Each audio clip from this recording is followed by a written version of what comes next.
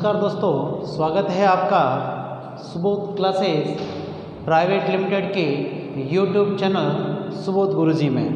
नमस्कार दोस्तों, मैं नरेंद्र चौहान आपका हार्दिक स्वागत करता हूं हमारे यूट्यूब चैनल सुबोध गुरुजी में। दोस्तों, जिस प्रकार हम लगातार आपके सामने स्टडी से संबंधित सभी प्रकार के वीडियोस लेकर आ रहे हैं, दोस्तों इसी कड़ी में हमारा राजस्थान बोर्ड की बिजनेस स्टडी की बुक के अंतर्गत चैप्टर नंबर 1 जो है उसके अंतर्गत हमने अध्याय 1 के बारे में बात कर रहे हैं। अध्याय 1 की बात करते हुए हमने इनके सिलेबस के बारे में और अध्याय 1 से संबंधित व्यवसाय क्या होता है, व्यवसाय के अर्थ, व्यवसाय की विशेषताएं, इसकी प्रकृति और इसके बारे में व्यवसाय, व्यापार और पेशे से संबंधित और रोजगार से संबंधित इनके अर्थों को और इनके तुलनात्मक अध्ययन के बारे में देखा था। आज दोस्तों, कल हमने व्यवसाय के वर्गीकरण के बारे में देखा था कि व्यवसाय के वर्गीकरण को कितने भागों में बांटा गया है। दोस्तों, व्यवसाय के वर्गीकरण को कुल मिलाकर जो है वह 2 भागों में बांटा गया है, उद्योग और वाणिज्य। उद्योग और वाणिज्य के अंतर्गत हमने देखा था कि व्यवसाय के कौन कौन से स्वरूप होते हैं। आज दोस्तों हम व्यवसाय के उद्देश्यों के बारे में बात करते हैं। हमारा जो आज का जो टॉपिक है दोस्तों, व्यवसाय के उद्देश्यों कि व्यवसाय के उद्देश्य क्या है। दोस्तों, व्यवसाय के यदि हम ऑब्जेक्टिव्स की बात करें, देखिए दोस्तों, जब हम उद्देश्य की बात करते हैं तो हमारे सामने एक लक्ष्य की बात आ जाती है, एक गोल की बात आ जाती है कि कोई भी व्यक्ति जो है वह व्यवसाय क्यों करता है। व्यवसाय करने का दोस्तों कारण है, सीधा सा कारण है लाभ कमाना। तो क्या हर व्यवसाय अधिक से अधिक लाभ कमाए? जी दोस्तों, हर व्यवसाय को अधिक से अधिक लाभ कमाना है, क्योंकि जब तक वह अधिक से अधिक लाभ नहीं कमाएगा, मोर एंड मोर गेन नहीं करेगा, तब तक दोस्तों वह व्यवसाय की सभी प्रकार की गतिविधियों को अच्छे ढंग से पूरा नहीं कर पाएगा। व्यवसाय की सारी गतिविधियों को पूरा करने के लिए आवश्यक है कि वह अधिक से अधिक लाभ कमाए। जब वह अधिक से अधिक लाभ कमाता है दोस्तों, तो व्यवसाय की सभी प्रकार की गतिविधियों को अच्छे ढंग से पूरा कर पाता है। वह अपने रॉ मटेरियल को समय तक आसानी से चक्र को पूरा कर पाता है, पक्के माल को बाजार में आसानी से बेच पाता है, लोगों से उसे ज़्यादा उधार नहीं लेना पड़ता है, नई नई टेक्नोलॉजी को बाजार से खरीद सकता है, कर्मचारियों को समय पर वेतन दे पाता है, और भी कई सारी ऐसी रिक्वायरमेंट होती हैं जिनको वो आराम से फुलफिल कर लेता है।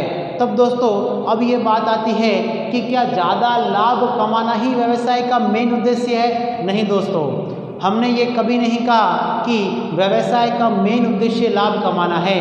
मेन उद्देश्य लाभ कमाना जरूर हो सकता है, लेकिन मेन उद्देश्य के साथ लाभ कमाने के साथ साथ ही सामाजिक सेवा भी उसको करनी होती है। वह वस्तुओं के दाम इतने न बढ़ा दें ताकि ज़्यादा से ज़्यादा लाभ कमा सके। उसे वस्तुओं के दाम उतने रखने हैं जितने वह कि आसानी से लाभ कमा सके, यानी उसे लागत को कंट्रोल करना होगा। जब वो लागत को कंट्रोल कर लेता है दोस्तों, तब ध्यान रखना कि वह उतना लाभ कमा लेता है जितना वास्तव में उसे प्राप्त होना चाहिए, क्योंकि जब तक लाभ नहीं कमाएगा तो वह समय पर लागत को नहीं बढ़ा सकता। आई बात समझ में? यानी यदि वो ज़्यादा लाभ कमाता है तो इसका मतलब लागत को कम करेगा, और यदि वह कम लाभ कमाता है तो निश्चित रूप से वह लागत को ज़्यादा करेगा। जैसे दोस्तों मान लीजिए कि मैंने इस पेन का उत्पादन किया। यह पेन जो है मेरे फैक्ट्री जो कॉस्ट इसकी आई, इसकी जो फैक्ट्री की कॉस्ट आई दोस्तों, वह कुल मिलाकर जो है मान लीजिए 15 रुपीज़ आई। अब इस 15 रुपीज़ को वाले पेन को मैं बाज़ार में 15 रुपीज़ से ज़्यादा ही बेचूंगा। अगर मैं इसको 15 रुपीज़ से ज़्यादा बेचता हूँ तो यानी मैं इसको अगर 15 रुपीज़ तक ही बेचता हूँ तो वह समाज सेवा हो गई, और यदि मैं इसको 16 रुपीज़ में बेचता हूँ तो पर पेन मेरी जो पर पेन का जो मेरा प्रॉफिट है दोस्तों वो 1 रुपये ज़्यादा आएगा दोस्तों, यानी मेरा लाभ जो हो गया वो 1 रुपया हो गया। अब दोस्तों यदि मैं इसको 20 रुपीज़ पर मार्केट में बेचता हूँ तो बाजार में जो फुटकर ग्राहक है, थोक व्यापारी है, वो तो इसे 20 रुपीज़ में खरीद कर लेके जाएंगे, उसके ऊपर वो उसका लाभ जोड़ेंगे। ऐसे करते करते बाजार के अंदर ये पेन 30 रुपीज़ में चला जाता है, 25 रुपीज़ में चला जाता है। तब दोस्तों बाजार में इसकी कॉस्ट बढ़ जाती है। जब इसकी कॉस्ट बढ़ जाती है दोस्तों तो हमारा लाभ निश्चित रूप से कम होने लगता है, क्योंकि ध्यान रखना दोस्तों, जितने कम वस्तुओं के दाम होंगे उतनी ही ज़्यादा वस्तुओं की डिमांड होगी, क्योंकि मांग का एक सूत्र हमें ये कहता है कि जिन वस्तुओं की कीमत कम होती है बाजार में उस वस्तु की मांग और उस वस्तु की पूर्ति ज़्यादा होती है, और जिन वस्तुओं की ज़्यादा कीमत होती है बाजार में उन वस्तुओं की मांग कम होती है। उसी प्रकार दोस्तों यदि हमें व्यवसाय के उद्देश्यों को अधिक अच्छे ढंग से पूरा करना है तो हमें लाभ कमाना होगा।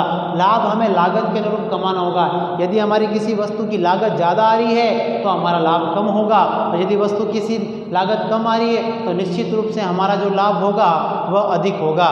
जब हम इस प्रकार के संयोग को अच्छे ढंग से पूरा करते हैं तो हमारे व्यवसाय के उद्देश्य जो हैं सामान्य उद्देश्यों की हम पूर्ति कर लेते हैं। अब दोस्तों हम सामान्य उद्देश्यों के बारे में अगर बात करते हैं तो पहला जो हमारा सामान्य उद्देश्य होता है वह होता है दोस्तों, व्यवसाय जो है वह आय का एक स्रोत है। पहला जो हमारा उद्देश्य है वह है व्यवसाय आय का स्रोत है। क्यों है दोस्तों? व्यवसाय आय का एक निश्चित स्रोत है, क्योंकि यदि हम निरंतर ढंग से व्यवसाय नहीं करेंगे, हमने व्यवसाय की विशेषताओं में बारे में देखा था कि वस्तु एवं सेवाओं का निरंतर उपयोग करना और मनुष्य के लिए वस्तुओं का उपयोग करना। तो जब हम एक व्यवसायी अपना व्यवसाय नहीं करेगा तो दोस्तों वह आय का स्रोत किस प्रकार से प्राप्त करेगा? यदि उसे आय का एक निश्चित स्रोत प्राप्त करना है, सोर्सेज को प्राप्त करना है, तो निश्चित रूप से उसे व्यवसाय लगातार करना होगा।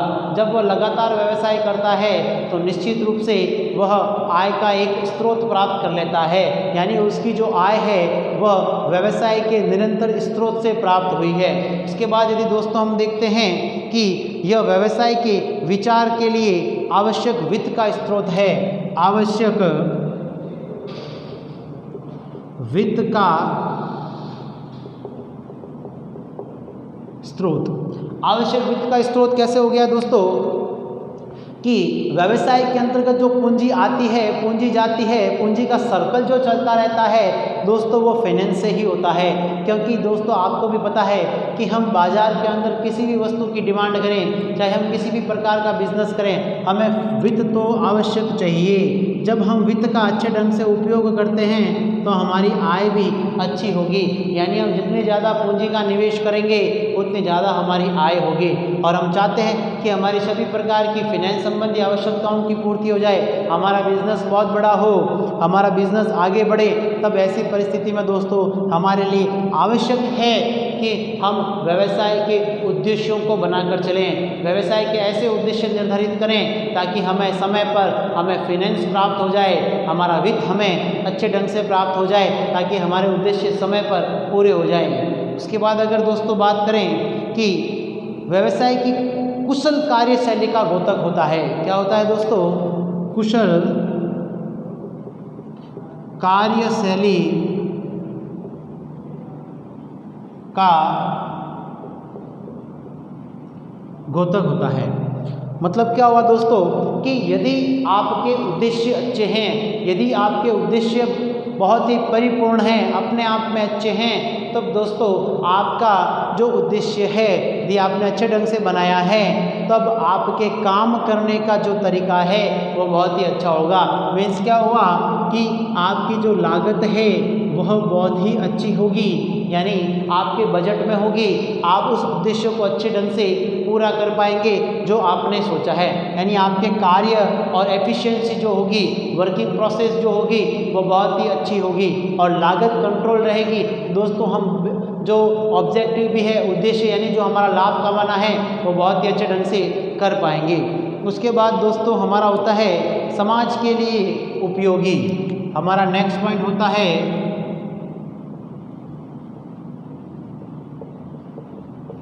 समाज के लिए उपयोगी।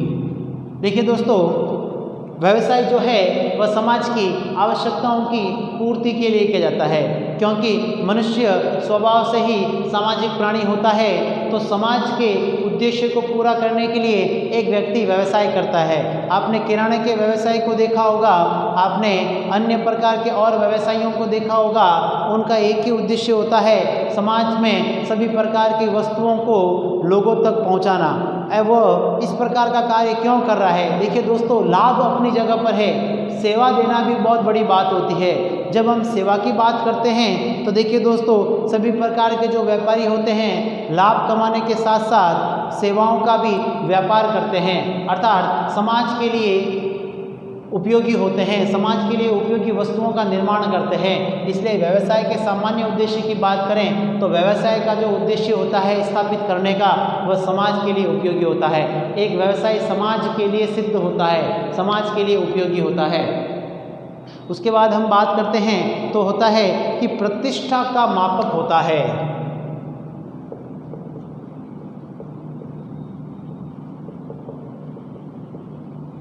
दोस्तों, अगर मैं आपसे बात करूं टाटा, बिरला, रिलायंस, ये कुछ मैंने कंपनियों के नाम आपने लिखे हैं। तो देखिए, जैसे मैंने बड़े बड़े बिजनेसमैनों की कंपनियों के नाम लिखे, तब दोस्तों आपके दिमाग में क्या है? ये तो फर्जी है। नहीं दोस्तों, फर्जी नहीं है। इनका एक प्रतिष्ठा है, इनका एक रोल है, इनका एक आइकन है कि टाटा का नाम सुनते ही हमारे दिमाग में आता है रतन टाटा। बिरला का नाम आते ही हमारे दिमाग में आता है कि एक बहुत बड़ा अच्छा बिजनेस है। रिलायंस का नाम आते ही हमारे दिमाग में लोगो आता है कि रिलायंस एक बहुत बड़ी इंडस्ट्री है। तो दोस्तों, ऐसा क्यों है कि जो लोग बिजनेस करते हैं वह समाज के लिए करते हैं, और समाज में मान सम्मान और प्रतिष्ठा प्राप्त करने के लिए ये लोग हमेशा बिजनेस को आगे बढ़ाने में और समाज को आगे बढ़ाने में, देश को आगे बढ़ाने में, देश के हित के लिए हमेशा सोचते रहते हैं कि देश किस प्रकार से आगे बढ़े, समाज कैसे आगे बढ़े। जब इस प्रकार के उद्देश्य की पूर्ति की जाती है तो दोस्तों उसे व्यवसाय के सामान्य उद्देश्यों के बारे में कहा जाता है, जो हर प्रकार के व्यवसाय को पूरा करना होता है, चाहे वह व्यवसाय का कोई भी स्वरूप क्यों न हो। इससे अगले चैप्टर के अंदर हम व्यवसाय के स्वरूपों के बारे में बात करेंगे। जब हम व्यवसाय के स्वरूपों के बारे में बात करेंगे तो दोस्तों व्यवसाय के स्वरूप, चाहे वो कोई भी हो, एकल व्यापार से लगाकर यदि कंपनी तक भी हो, दोस्तों सभी को प्रतिष्ठा का मापन करना पड़ता है। सभी लोग सोचते हैं कि हमारा मान सम्मान हो, समाज में हमारी प्रतिष्ठा हो। जब इस प्रकार का मापक किया जाता है, मेजरमेंट कब होगा? जब दोस्तों कम से कम लागत पर अच्छी से अच्छी वस्तुएं बाजार में आएगी और व्यक्ति लाभ कमाते हुए समाज की सेवा करेगा। समाज की सेवा करते हुए वह अपने उद्देश्यों का निर्धारण करता है। तो दोस्तों हमारा पहला टॉपिक क्लियर होता है, वह होता है व्यवसाय के उद्देश्य। अब हमारा जो टॉपिक होता है, क्या इनके अलावा भी कुछ ऐसे उद्देश्य हैं जो व्यवसाय को निरंतर करने चाहिए? क्या केवल सामान्य उद्देश्य की प्राप्ति से ही व्यवसाय के उद्देश्य पूरे हो जाते हैं, या जो लक्ष्य हमने निर्धारित किए हैं वह सामान्य उद्देश्य जो हमने देखे इससे वो लक्ष्य प्राप्त हो जाते हैं? नहीं दोस्तों, इससे वो लक्ष्य प्राप्त नहीं होते। उसके लिए हमें व्यवसाय के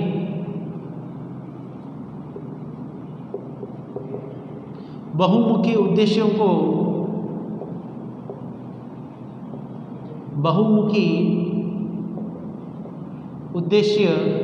को देखना पड़ेगा। बहुमुखी उद्देश्य का मतलब हो गया कि दोस्तों हमें ये देखना पड़ेगा कि कितनी मात्रा में विक्रय हो रहा है, कितनी मात्रा में विक्रय क्यों नहीं हो रहा है, हमने जितना उत्पादन किया है उतनी मात्रा में विक्रय हुआ या नहीं हुआ, हमारा ट्रांसपोर्ट की व्यवस्था क्या है, हमारे बिजनेस की सुरक्षा की व्यवस्था क्या है, कर्मचारी कितने अच्छे ढंग से काम कर रहा है नहीं कर रहा है, लागत क्या रही क्या नहीं रही, बाजार में वस्तुओं की बिक्री हो रही है नहीं हो रही है, बाजार में फैशन, रुचि, लोगों की आदतें बदलने के स्वरूप हम हमारे बिजनेस के अंतर्गत परिवर्तन कर रहे हैं या नहीं कर रहे हैं। इन सभी बातों को हमें जो है देखना पड़ेगा और वहाँ पर हम व्यवसाय के बहुमुखी उद्देश्यों के बारे में बात करते हैं। जब हम व्यवसाय के बहुमुखी उद्देश्य के बारे में बात करते हैं दोस्तों, तो हमें केवल एक लक्ष्य को सामने रखकर महारत हासिल नहीं कर सकते हैं। उद्देश्य प्रत्येक क्षेत्र में विशिष्टता तथा व्यवसाय के अनुरूप होना चाहिए, जैसे कि विक्रय की मात्रा का निर्धारण होना चाहिए और पूंजी का अनुमान भी होना चाहिए। उत्पादन की लक्ष्य इकाइयाँ भी लक्ष्य निर्धारित होनी चाहिए। कुल मिलाकर हम ये कह सकते हैं कि हमने जो पूंजी व्यवसाय के अंदर लगाई है उसका पूर्ण रूप से उसके हमने जो फाइनेंस मार्केट में लगाई है उसका बहुत ही अच्छे ढंग से उपयोग होना चाहिए। जब इस प्रकार की बातों को हम देखते हैं तो हम व्यवसाय के बहुमुखी उद्देश्यों के बारे में बात करते हैं। अब देखिए दोस्तों, यदि मैं व्यवसाय के बहुमुखी उद्देश्य के बारे में बात करूं तो सबसे पहला पॉइंट आता है, वह आता है बाजार की स्थिति।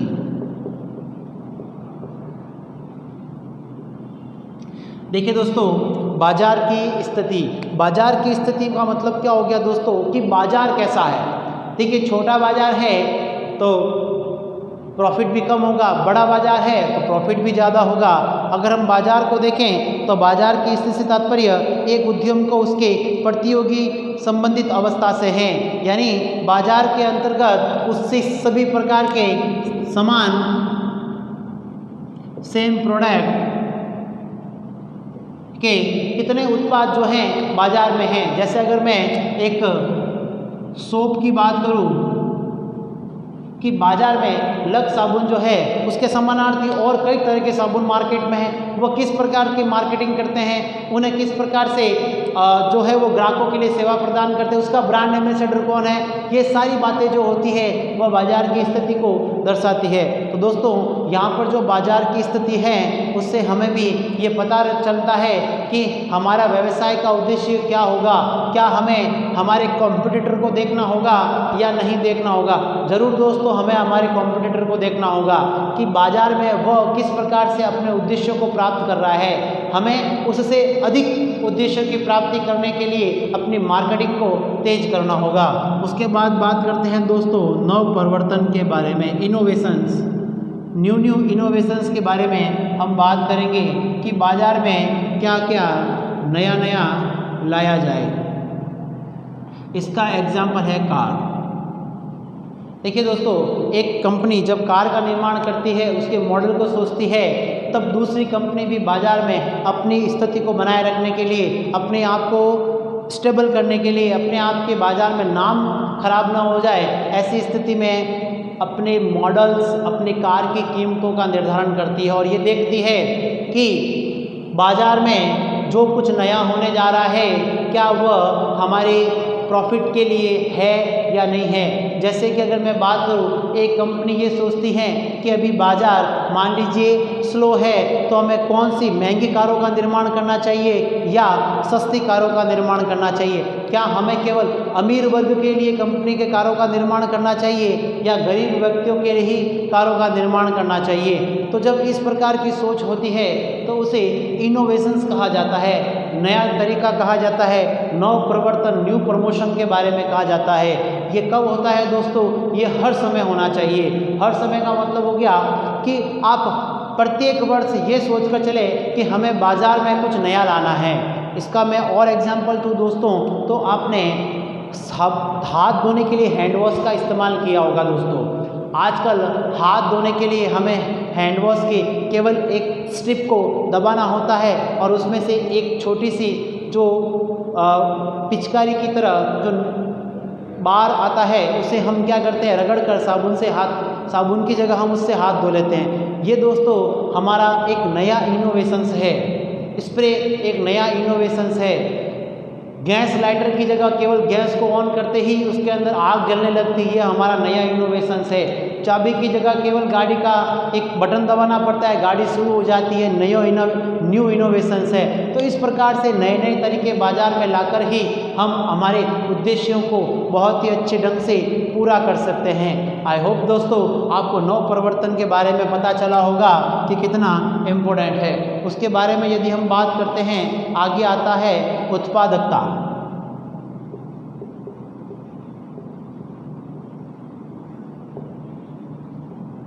उत्पादकता का मतलब क्या हो गया दोस्तों? प्रोडक्शन कैसा होना चाहिए कि प्रोडक्शन भी ऐसा होना चाहिए कि उससे हमारी कॉस्ट ना बढ़े। यानी दोस्तों हम ये सोच कर बैठे हैं कि हम कोई नया इनोवेशंस करेंगे। आपके दिमाग में कोई नया आइडिया आया, जब आपके दिमाग में कोई नया आइडिया आता है तब आप ये सोचने लग रहे हैं कि हम बहुत ज़्यादा उत्पादन करेंगे, लेकिन बहुत ज़्यादा उत्पादन करने पर आपको रॉ मटेरियल की आवश्यकता होगी, और जब वो रॉ मटेरियल की कॉस्ट बढ़ जाती है दोस्तों, तो हमारा स्थापित किया गया जो ऑब्जेक्टिव्स है वो पूरा नहीं हो पाता है। वह पूरा कब होगा दोस्तों? जब बाजार के अंदर परिस्थितियां कंट्रोल हो, बाजार में जो उत्पादकता वाली स्थिति है, प्रोडक्शन की जो स्थिति है वो अपने आप में संयमित रहे, तब हम कह सकते हैं कि हमारे जो उद्देश्य हैं वो अच्छे ढंग से हैं। अर्थात दोस्तों ये हमें रखना है कि हमारा जो प्रोडक्शन का जो लक्ष्य है वो अच्छे ढंग से पूरा होना चाहिए। यदि हमने जो इकाइयाँ निर्धारित की है कि इस साल हम 50 लाख कारों का प्रोडक्शन करेंगे, तो 50 लाख कारों का प्रोडक्शन करने के लिए आपके पास में 50 लाख कारों के प्रोडक्शन के लिए रॉ मटेरियल भी होना चाहिए, प्रोडक्शन भी होना चाहिए, प्रोडक्टिविटी होनी चाहिए। उसके बाद दोस्तों अगर हम इसके बारे में बात करें तो हमारे पास में आता है भौतिक एवं वित्तीय संसाधन। भौतिक एवं वित्तीय संसाधन। देखिए दोस्तों, भौतिक और वित्तीय संसाधन भी किसी के व्यवसाय के उद्देश्य के मेन आधार होते हैं। मेन आधार होने का मतलब क्या हो गया दोस्तों? यदि आपके पास में जो भौतिक संसाधन है, जिसमें मानव हो गया, मशीन हो गया, रॉ मटेरियल हो गया, यदि आप इसका अच्छे ढंग से उपयोग नहीं करते हैं तो आपके द्वारा स्थापित जो उद्देश्य है वो पूरा नहीं हो पाएगा। यानी आपने मनुष्य का ज़्यादा उपयोग कर लिया, 8 की जगह उससे 12-12 घंटे काम करवाए जा रहे हो, एक समय ऐसा आएगा कि वह या तो आपकी बिजनेस को छोड़ के चला जाएगा, नौकरी छोड़ के चला जाएगा, या बीमार होकर वह काम करने के लायक नहीं रहेगा। यदि आपने मशीनों का बहुत ज़्यादा उपयोग कर लिया तो मशीनें एक समय ख़राब हो जाएगी, फिर नई मशीनों के बारे में बात आएगी तो हमारा फाइनेंस ख़राब हो जाएगा, हमारे जो पैसा है वह बर्बाद हो जाएगा। तो इसका मतलब क्या हो गया कि हमें हमारे भौतिक संसाधनों का भी अच्छे ढंग से सदुपयोग करना है, उसका यूटिलाइजेशन इतने अच्छे ढंग से करना है कि वह लंबे समय तक हमारे लिए काम आए। उसके बाद दोस्तों हम बात करते हैं वित्तीय संसाधनों की। यदि आपने बजट के अनुसार अपने फाइनेंस को नहीं सेट किया दोस्तों, मान लीजिए जहाँ पर आपको 10 रुपये लगाने हैं वहाँ पर आपने 15 रुपीज़ खर्च कर दिए, तब ऐसी परिस्थिति में आप कभी भी अपने जो फाइनेंस रिसोर्सेज है इनको अच्छा नहीं कर पाएंगे। यानी आप अपनी भौतिक और वित्तीय संसाधनों को यदि अच्छे ढंग से कंट्रोल नहीं कर पाते हैं, उनके उद्देश्य निर्धारित नहीं कर पाते हैं, तो आपके द्वारा आपकी व्यवसाय के लिए बनाए गए उद्देश्य फेल हो जाएंगे। ऐसी परिस्थिति में क्या करें दोस्तों ऐसी परिस्थिति में हमें चाहिए कि हम हमारे भौतिक और वित्तीय संसाधनों को अच्छे ढंग से और व्यवस्थित तरीके से बना के रखें, ताकि हम इनसे होने वाले लाभ को लंबे समय तक प्राप्त कर सकें। दोस्तों भौतिक और वित्तीय संसाधन इतने इम्पोर्टेंट होते हैं कि जो ऊपर की व्यवसाय के उद्देश्य दे रखे हैं, इनकी सबकी प्राप्ति जो है वो भौतिक और वित्तीय संसाधनों की स्थिति से प्राप्त होती है। जैसे अगर हम बाजार की स्थिति की बात करें तो बाजार की स्थिति कब अच्छी होगी? जब हमारे भौतिक और वित्तीय संसाधन अच्छे होंगे। नया परिवर्तन का बारे में कब सोचेंगे? जब हम कर्मचारियों को डीमोटिवेट नहीं करेंगे, यानी उन्हें हम हर समय मोटिवेट करते रहेंगे, उन्हें हर समय नया सोचने के लिए प्रेरित करेंगे, तो हमारा जो नया उत्पादन है वो बहुत ही अच्छे ढंग से होता जाएगा। उसके बाद यदि हम उत्पादकता की बात करें, उत्पादन हम हमारे रॉ मटेरियल को लेकर अगर देखते हैं कि उत्पादन हम कितने अच्छे ढंग से कर पाएंगे, तो ये भी हमारे भौतिक और वित्तीय संसाधनों पर डिपेंड करता है। उसके बाद दोस्तों हम बात करते हैं लाभार्जन की। हम यदि लाभार्जन की बात करते हैं कि यदि सब कुछ है और लाभ नहीं है दोस्तों तो कुछ भी नहीं है। यदि हमने सब कुछ कर दिया, हमने फाइनेंस भी डिसाइड कर दिया, लेकिन आपके पास में लाभ नहीं है दोस्तों, जब हमने हमारे लाभ के उद्देश्य निर्धारित नहीं किए, यानी कितना लाभ होना चाहिए, इतना प्रतिशत लाभ होना चाहिए और होगा, ये सोचकर यदि हम उद्देश्य निर्धारित करते हैं तो दोस्तों हमारे जितने प्रकार के भी कार्य हैं वो अच्छे ढंग से पूरे होंगे। यकीनन मानिए दोस्तों, जब एक व्यवसायी अपने लाभ के बारे में सोचता है तो वह सारी प्रक्रियाओं को अच्छे ढंग से पूरा कर लेता है, अर्थात उसके द्वारा जितनी भी प्रकार की व्यवस्थाएं की गई, जितने प्रकार के भी उद्देश्य निर्धारित किए गए, वह समय पर पूर्ण हो जाते हैं, समय पर अच्छे ढंग से पूरे हो जाते हैं। आई होप दोस्तों आपको समझ में आ रहा होगा कि हम व्यवसाय के बहुमुखी उद्देश्य के बारे में बात कर रहे हैं, यानी कई तरीके से हम हमारे उद्देश्यों की जो पूर्ति है इन पॉइंट्स के माध्यम से कर सकते हैं। फर्स्ट हमने व्यवसाय के सामान्य उद्देश्य के बारे में बात की, जो सभी प्रकार के उद्देश्य के लिए एक जैसे होते हैं। अब जो हम व्यवसाय के बहुमुखी उद्देश्य के बारे में बात कर रहे हैं, ये हर प्रकार के उद्देश्य के लिए नहीं होते हैं, हर प्रकार के व्यवसाय के लिए नहीं होते हैं। अगर हम छोटे से व्यवसाय की बात करें तो उसमें इस प्रकार की परिस्थितियां देखने को नहीं मिलती। यदि हम बहुत बड़े व्यवसाय की बात करें, टाटा, बिरला, रिलायंस, विप्रो, इन्फोसिस, इसके बारे में बात करें तो वो हर समय इसी के बारे में सोचते रहते हैं कि बाजार की स्थितियाँ क्या होगी, परिवर्तन क्या होगा, नया क्या लेकर आएँ। जैसे एक दोस्तों नए के बारे में बात आती है, आपने आजकल देखा होगा फ़ोन के नए बारे में समय समय पर नए नए फ़ोन आ रहे हैं, ऐसे कई गैजेट्स आ रहे हैं जो हमें परिवर्तन देखने को मिलता है। उत्पादकता हो गई, वित्तीय भौतिक संसाधन हो गए, और आता है लाभार्जन। लाभार्जन देखिए किसी भी कंपनी के लिए, किसी भी व्यवसाय के लिए सबसे इम्पोर्टेंट कड़ी होता है। यदि व्यवसाय अच्छा नहीं है दोस्तों तो हम किसी भी प्रकार से व्यवसाय के अंतर्गत लाभ अगर हमारा नहीं है दोस्तों, हम हमारे बिजनेस के सभी प्रकार के कार्य को अच्छे ढंग से पूरा नहीं कर सकते हैं। तो इसके लिए ज़रूरी है दोस्तों लाभ पर्याप्त मात्रा में होना चाहिए। क्या होना चाहिए दोस्तों? लाभ जो है वह पर्याप्त मात्रा में होना चाहिए, क्योंकि जब तक लाभ नहीं होगा तब तक हम अच्छे ढंग से हमारे कार्य, हमारे उद्देश्यों को पूरा नहीं कर पाएंगे। उसके बाद दोस्तों है प्रबंध, निष्पादन एवं विकास।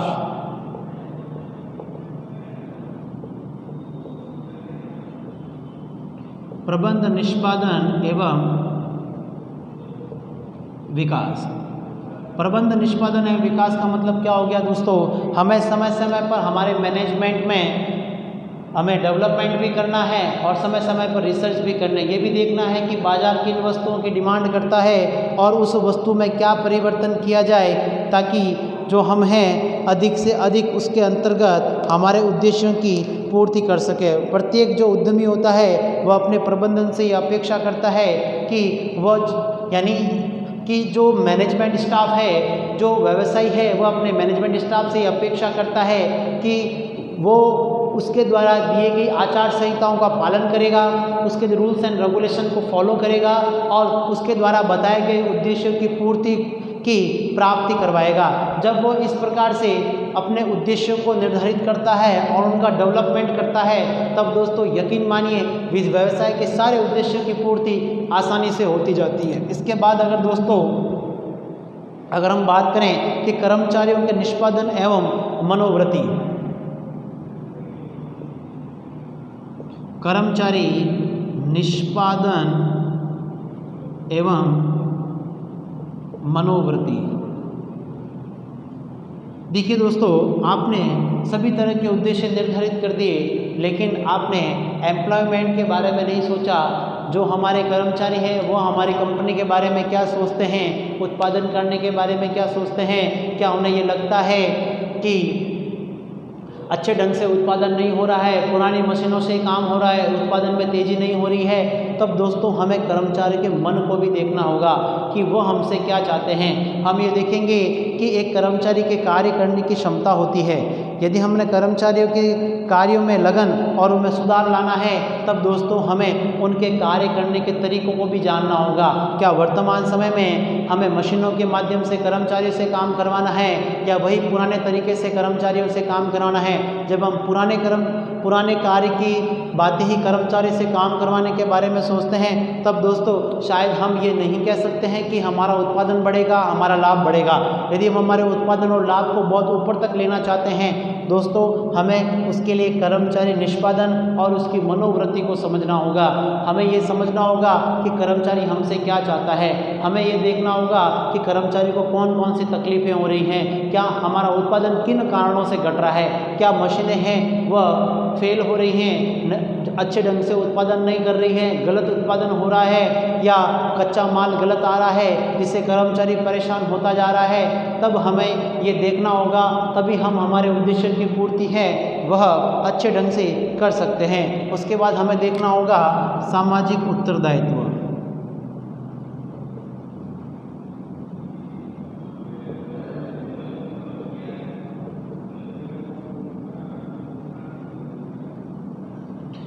सामाजिक उत्तरदायित्व का मतलब क्या होता है दोस्तों? हमें समाज की रेस्पॉन्सिबिलिटी के बारे में भी देखना होगा कि जो उद्देश्य हम लेकर चले हैं उन उद्देश्यों की पूर्ति के साथ साथ समाज के जो उत्तरदायित्व है वो भी अच्छे ढंग से पूरे हो जाएं।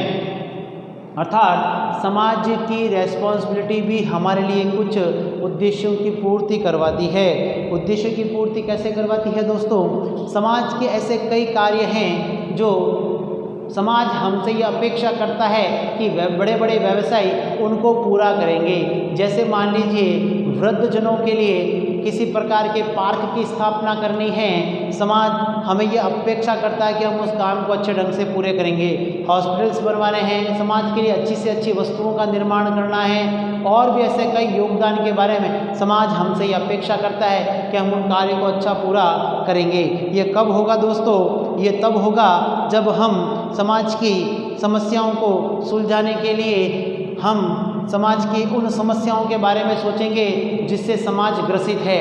जैसे बेरोजगारी हो गया, जब कोई नई कंपनियां, नई फैक्ट्री समाज में स्थापित होती है दोस्तों, तो समाज सबसे पहले हमसे ये अपेक्षा करता है कि हम बेरोजगारी को दूर करेंगे, हम रोजगार के साधन पैदा करेंगे। जैसे फॉर एग्जाम्पल दोस्तों, यदि जालोर और बाड़मेर इनके बीच में एक रिफाइनरी का निर्माण हो रहा है राजस्थान सरकार के लिए, जब हम कच्चे तेल को निकालकर, बाड़मेर से कच्चे तेल को निकालकर सांचौर और जालोर के बीच में जब उस रिफाइनरी को शुरू किया जाएगा दोस्तों, यकीनन मानिए इस क्षेत्र के कई जो ITI किए हुए होल्डर्स हैं, कई जो बड़े बड़े ग्रेजुएट किए हुए हैं, ऐसे कई टेक्नीशियंस हैं जो अभी बेरोजगारी की मार झेल रहे हैं। ऐसी परिस्थिति में समाज उनसे ये अपेक्षा कर रहा है, सरकार से ये अपेक्षा कर रहा है, उन व्यवसायियों से ये अपेक्षा कर रहा है कि वह इन क्षेत्र के अंदर समाज के लिए समस्या का समाधान करेंगे, रोजगार देंगे, रोजगार के साधनों को बढ़ाएंगे।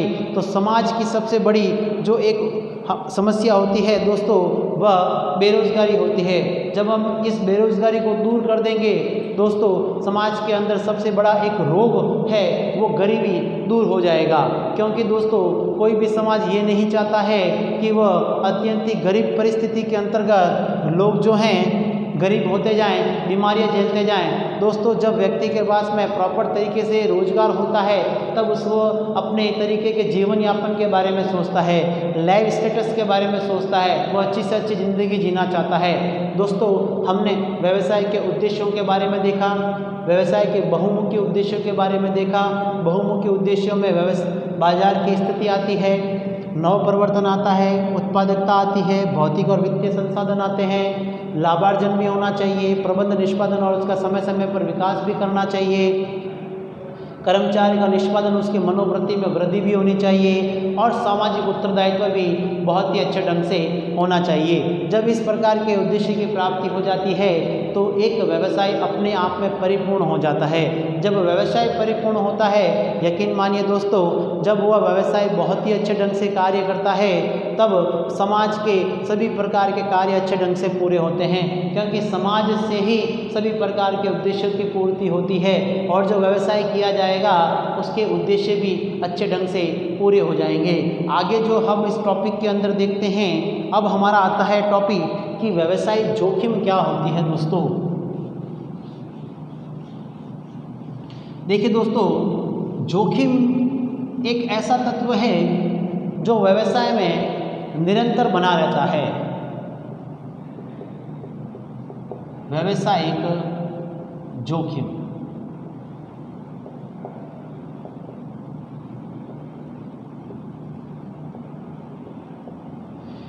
देखिए दोस्तों, जोखिम जो होती है, जोखिम इसे कहते हैं रिस्क, और जो बिजनेस जितने ज़्यादा रिस्क लेगा वह बिजनेस उतना ही अच्छे ढंग से कार्य करेगा। कारण क्या हो गया कि जो जितनी ज़्यादा रिस्क लेगा वह उतना ही ज़्यादा लाभ कमाएगा। सही है दोस्तों, क्योंकि जोखिम का मतलब होता है कि कुछ ऐसी अनिश्चितताएं जो व्यवसाय में हर समय बनी रहती है, जैसे बाजार के अंतर्गत रुचि और फैशन का बदल जाना, ये भी एक रिस्क है।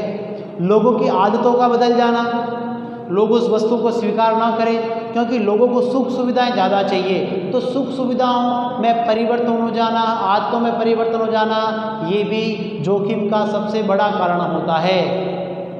इसके बाद देखिए दोस्तों, यदि हम जोखिम की बात करें तो व्यवसाय को निश्चित रूप से दो प्रकार की जोखिमों का सामना करना पड़ता है। एक होता है अनिश्चित जोखिम और एक होता है शुद्ध जोखिम। एक होता है अनिश्चित जोखिम और एक होता है दोस्तों शुद्ध जोखिम। अब देखिए दोनों है क्या। यदि हम अनिश्चित जोखिम की बात करें तो हम ये देखते हैं कि अनिश्चित जो जोखिम है उसके अंतर्गत हम ये देखेंगे कि मूल्य में उतार चढ़ाव हो जाए, लाभ भी होगा या हानि होगी। अनिश्चित जोखिम में भी देखिए इसमें होता है कि लाभ और हानि दोनों की परिस्थितियां होती है।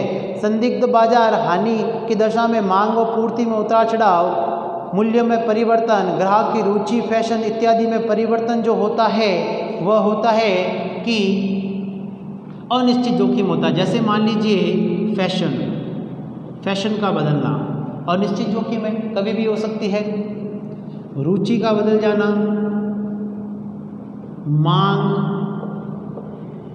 पूर्ति, ये जब सारे तत्व आते हैं तो दोस्तों वह अनिश्चित जोखिम को बताते हैं कि अनिश्चित जोखिम में होता है कि लोगों के फैशन बदल जाए, लोगों की मांग बदल जाए, लोगों की रुचि बदल जाए, मांग और पूर्ति में संतुलन बिगड़ जाए, तब वह अनिश्चित जोखिम है। कब तक बनी रहेगी पता नहीं है दोस्तों, कब तक बनी रहेगी। उसके बाद यदि हम शुद्ध जोखिम की बात करें तो शुद्ध जोखिम का मतलब होता है कि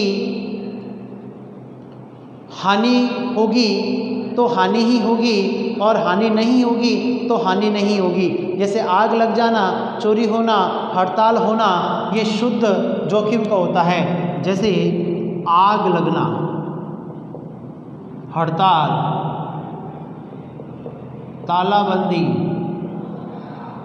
ये सभी जो जोखिमें होती हैं शुद्ध जोखिम होती है कि इन सभी के अंदर हानि जो है वह निश्चित रूप से होगी। ठीक है ना दोस्तों, ये जो हानि होती है शुद्ध रूप से हानि होगी, यानी शुद्ध हानि, यहाँ पर अशुद्ध हानि, ये अशुद्ध हानि को रिप्रेजेंट करते हैं दोस्तों और ये शुद्ध हानि को रिप्रेजेंट होते हैं। यानी हड़ताल हो गई तो उत्पादन नहीं होगा, उत्पादन नहीं होगा तो लाभ नहीं होगा, लाभ नहीं होगा तो हानि होगी। आग लग गई, इंश्योरेंस कंपनी से क्लेम प्राप्त होगा तब होगा, लेकिन एक बार तो हमें लॉस हो ही जाता है। तालाबंदी की बात हो गई, तब ऐसी परिस्थिति में जो है उत्पादन होगा नहीं और हानि होगी। अब हम हानि के जोखिमों की कुछ प्रकृति देखते हैं कि जोखिमों की जो प्रकृति होती है दोस्तों वह कैसी होती है। देखिए दोस्तों, जोखिमों की जो प्रकृति होगी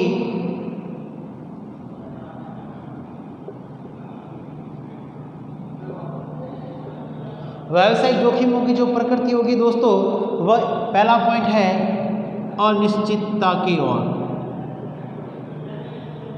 अनिश्चितता। सेकंड हो जाएगा जोखिम प्रत्येक व्यवसाय का आवश्यक अंग,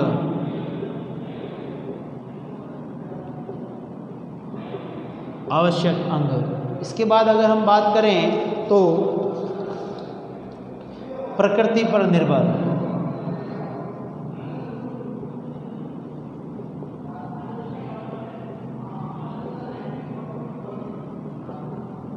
व्यवसाय की प्रकृति पर निर्भर। उसके बाद है जोखिम उठाने का प्रतिफल लाभ,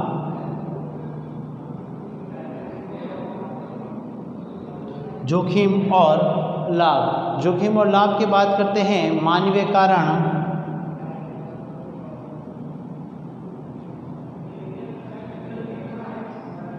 आर्थिक कारण,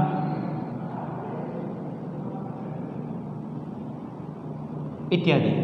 देखिए दोस्तों, पहला है कि जोखिम अनिश्चितता के रूप में होती है। कितनी जोखिम होगी ये कुछ कहा नहीं जा सकता है जब जोखिम होती है।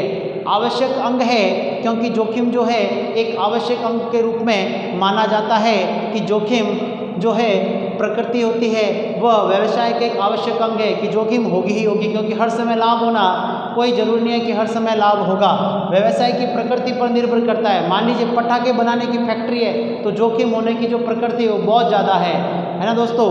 उसके बाद है जोखिम और लाभ। जो ज़्यादा जोखिम उठाता है वही बिजनेस अधिक लाभ उठाता है। मानवीय कारण भी होता है, कई बार हड़ताल हो गई, तालाबंदी हो गई, ये सभी कारण जो है मानवीय कारण होते हैं। आर्थिक कारण का मतलब हो गया सरकार की जो है कर संबंधी नीतियां बदल जाए, सरकार के संबंधी जो है वह प्रोग्राम बदल जाए। ऐसी परिस्थिति के अंतर्गत हम देखते हैं कि जो व्यवसाय की जोखिम की प्रकृति है उसमें आर्थिक कारण भी हमें बहुत ज़्यादा इफेक्ट देता है। दोस्तों ये जो कारण हैं, ये जो हमने पॉइंट्स देखे, ये जोखिम के नेचर से कि जोखिम इन कारणों से पैदा होती है। उसके बाद देखिए दोस्तों, यदि हम यहाँ पर देखें तो यहाँ पर हमारा जो चैप्टर फर्स्ट है वह कंप्लीट होता है कि अध्याय 1 व्यवसाय, व्यापार और वाणिज्य। यहाँ पर हम कुल मिलाकर इसके चैप्टर फर्स्ट के बारे में कंप्लीटली अच्छे ढंग से देख पाते हैं कि कौन कौन से जो हमारे पॉइंट्स हैं वो अच्छे ढंग से क्लियर हुए। तो यहाँ पर दोस्तों जो है हमने इसके अंदर व्यवसाय क्या होता है, व्यवसाय की परिभाषा, व्यवसाय की विशेषताएं, उसके बाद व्यवसाय के महत्व और इत्यादि कई प्रकार के पॉइंट्स के बारे में देखा, जिससे हमें ये पता चलता है कि हमारा व्यवसाय, व्यापार और वाणिज्य किस प्रकार से है। दोस्तों यदि आपको हमारी ये वीडियो अच्छा लगे तो प्लीज़ दोस्तों हमारे जो YouTube चैनल है सुबोध गुरुजी, जो सुबोध क्लासेस प्राइवेट लिमिटेड के द्वारा संचालित हैं, इन्हें लाइक एंड सब्सक्राइब करें और दोस्तों शेयर करना ना भूलें। अगली बार हम अध्याय 2 के आगे की बात करेंगे और निश्चित रूप से आपको अच्छा करने की कोशिश करेंगे। धन्यवाद।